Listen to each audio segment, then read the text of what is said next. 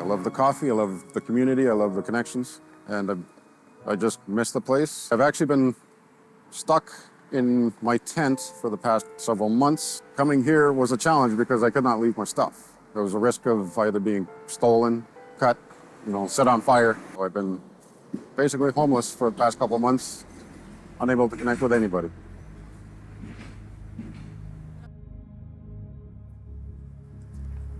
Property owners that currently own my last residence, from day one, we've been battling. We've been to court 4 times over their practices as landlords. This was in October. They cut the power. They were ordered to put it back on. As soon as they put it back on, they cut the gas in the middle of winter for 6 months. So again, I took them to court. They were basically trying to drive me out because my rent was really cheap. They bought all the buildings around me and they kept raising the rent, so I knew exactly what they were doing. They got what they wanted because the court date for July this year, I just happened to be in hospital for the injury that you see on me right now. I had nobody to represent me, and I was still in hospital during the appeal date. When I was released from hospital, I was only in my residence for 5 days before the sheriff came knocking and forcibly evicted me from my place.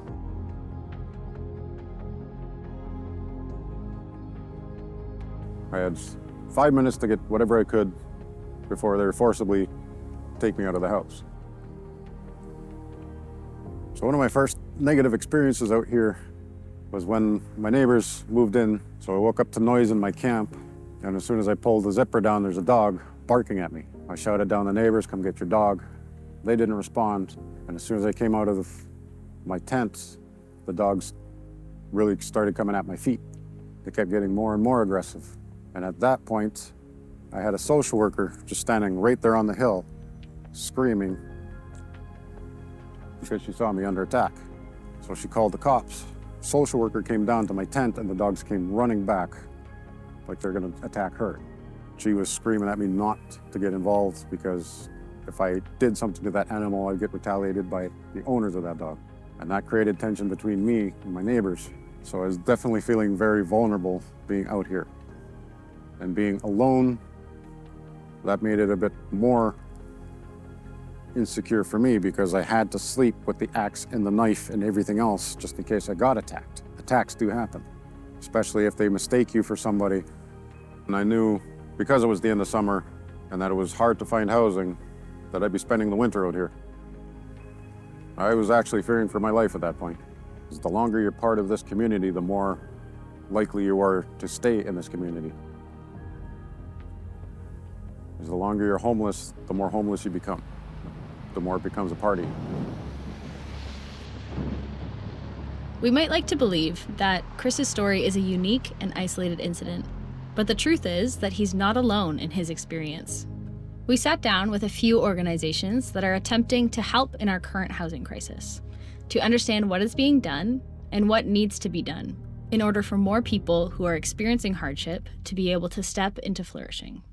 So Shelter Health Network is a group of about 31 physicians who provide care to the homeless and marginally housed individuals in Hamilton. If people don't have a consistent person in their life, they lose trust.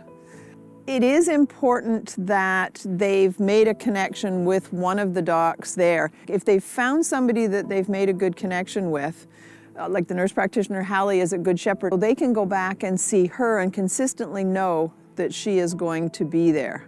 So we're a pay-it-forward restaurant, which means that anybody who comes into this restaurant can get a meal, even if they don't have enough money to pay for it.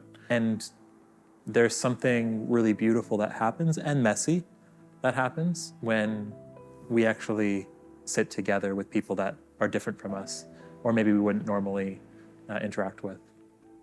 Indwell creates and operates affordable housing communities. If somebody's been living unhoused, especially chronically, what tends to happen is that we tend to lose a lot of the skills we had to maintain an apartment, pay bills, shop for food, shop for clothing. For people to find a home is beautiful. Helping Hands is a place where people do life together. We care about people's physical needs, but we care even more deeply about their social and spiritual needs. And so we get together over a cup of coffee, and we have programming that we dig deep with each other in.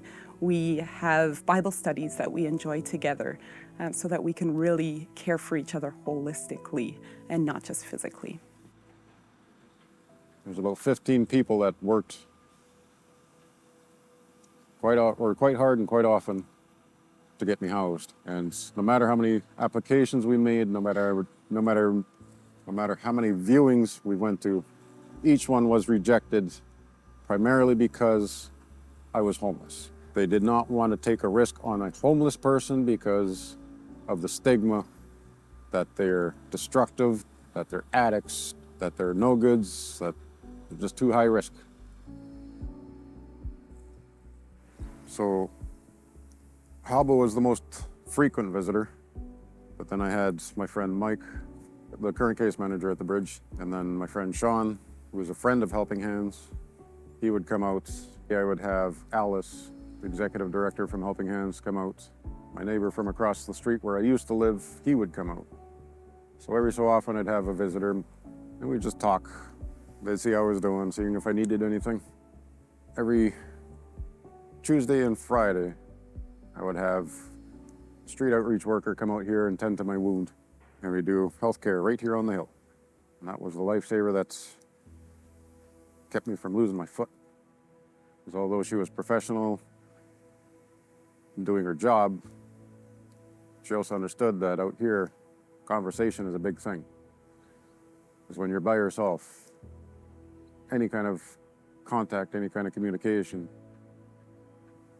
that's gold to somebody that's been on their own.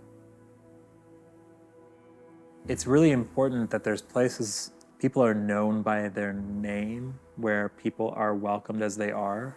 From there, we can actually achieve flourishing because we know people's stories and we can help them to even just find those moments of connection and joy that actually lead to flourishing. For so many of us, just coming into a space like this, where we are surrounded by people who are kind and we're able to enjoy a meal or a coffee, maybe connect with a friend, that to me sounds like the foundation of flourishing. For an individual to move forward and or flourish, it takes a village.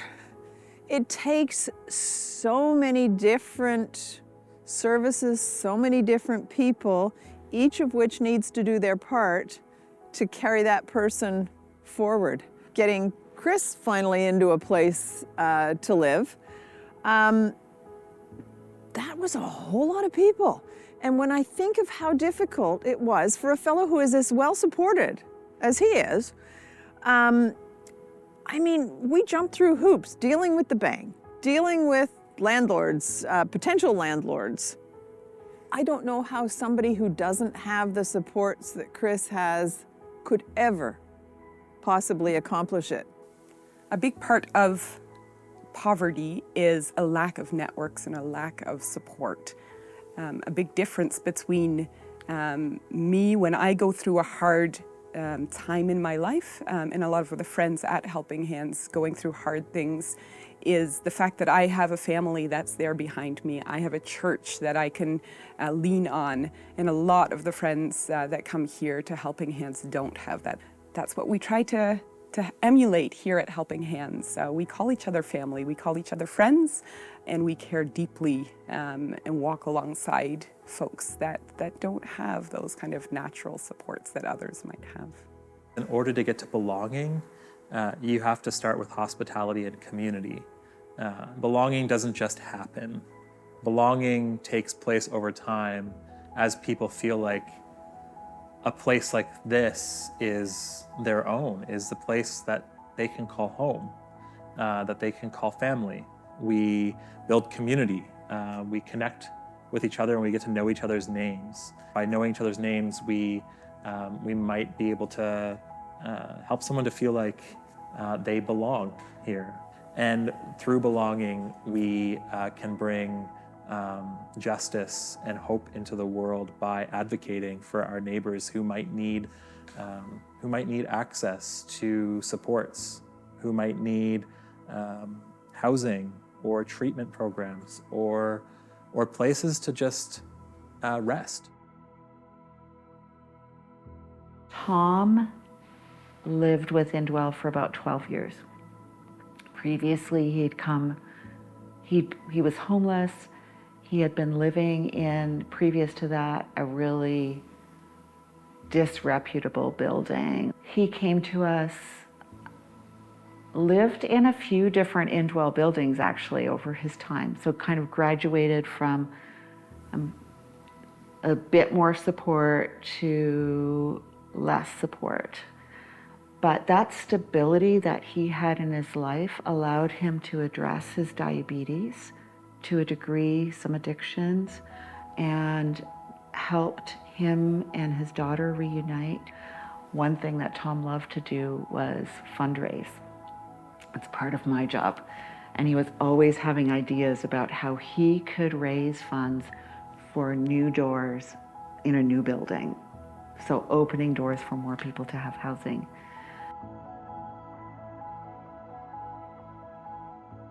Homeless people are still people.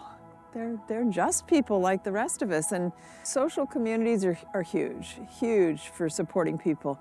When I think in particular about Chris, he had such a community. I mean, he volunteers at Helping Hands. He also has supported so many of the homeless folks who show up at Helping Hands that he is extremely well connected in that community, and community is hugely important to him. And community is hugely important to everybody. So when I look back at my own story of how I got out of here, it was due to those supports. And as I stand here, these guys, they really don't have a chance because they don't have the supports that I did. This place has changed quite a bit. And I've only been gone here not even 3 weeks.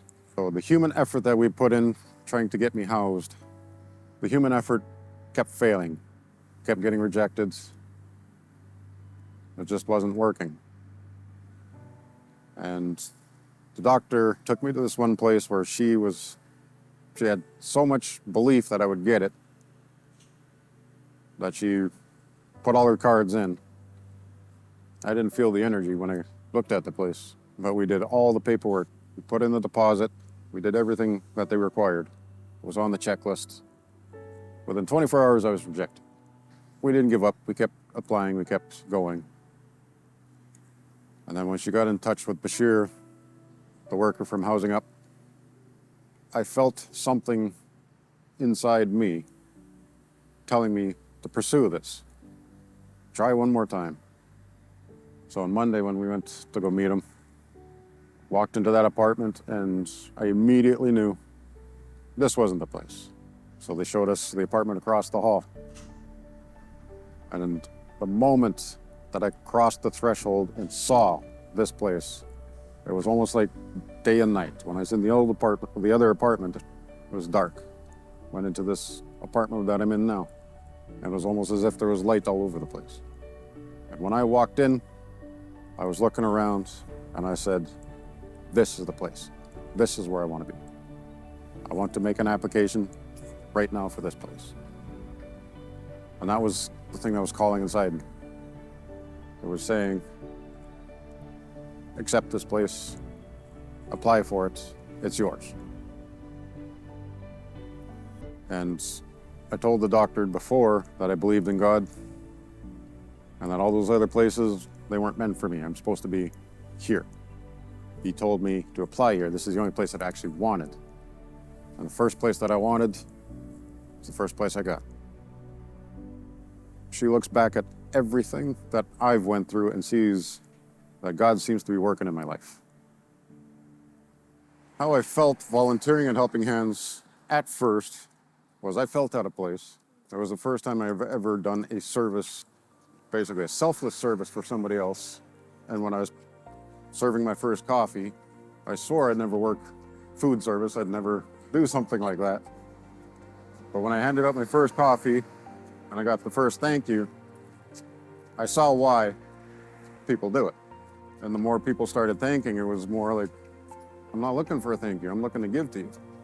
And the feelings that I got from it was, I felt a lot of joy. I felt like I belonged. I felt like I was given another chance. And I started really understanding what it means to give and what the word helping hands means. Because my hands were helping others as the same hands that were helping me. We have these opportunities to walk with so many different people through their lives. We don't claim to provide everything at Helping Hands, and it's so beautiful to have that network together with Indwell and with Shelter Health Network and 541. We're all together working with our friends to find places of flourishing. Chris continues to be a good friend at Helping Hands. I just love coming to Helping Hands on a Friday evening and hanging out with Sarah as she pours me coffee, and Rob as he connects with me about politics, and so many other friends that come hang out together at Helping Hands. Friendship is something that we can all do. It's not something that's unreachable. It's something that everybody has the capacity to be a part of. And so as we go out from here, what does it look like for us to all reach out and be a friend, dig deep with people, and build that community of flourishing together?